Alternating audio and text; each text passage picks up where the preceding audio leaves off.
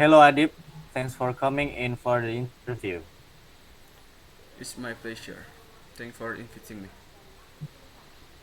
Well, as you know, the company has been expanding, and we have an opening in our HR department.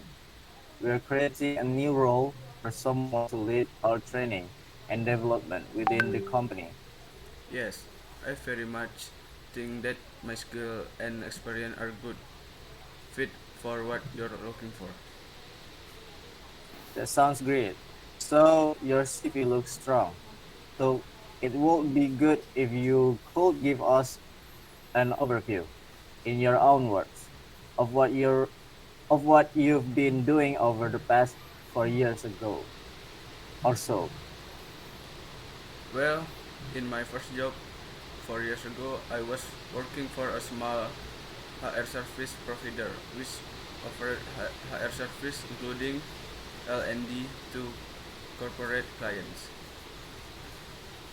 Okay, so it was only B2B, Yes, we only offer that service to other companies, not B2C. right? And it says here you then left the company about 3 years ago. Yes, that's right.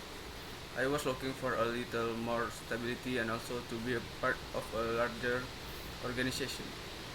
So, I joined a company with around 100 staff and a small HR team. As there are only a few of us, we each deal with a range of HR topics. In addition to payroll, one of the areas I was responsible for was learning and development.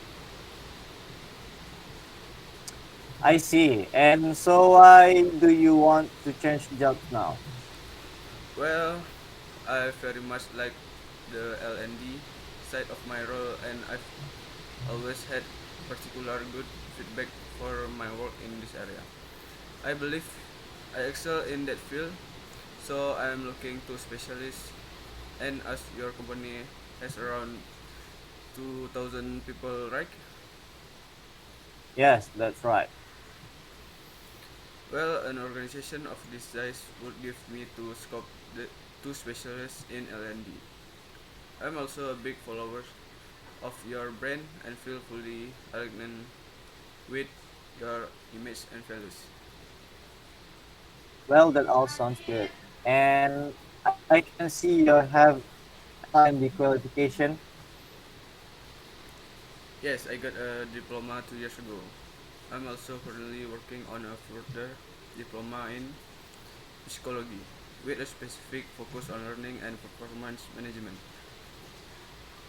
Very good. Well, it's look like you have the qualifications and experience we are looking for. What do you think will be the main challenge of coming to a much large company? I can see that it might be perceived as a weakness to not have experience in an organization of this size. Though I see that it could also be a benefit. I won't be bringing too many persuasive and possibly inflexible ideas with me to the role. Yes, that would be a good thing. Also, I'm used to taking a very personal approach to employee development.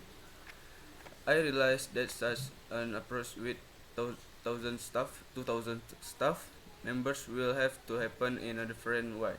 But I bring many ideas with me that can be replaced on larger scale. I see what you mean. Right. So, do you have any question for me? Mm, I think we've covered many of the areas I had wanted to address. I have two quick questions now. Go on. What will I mostly work with on a daily basis?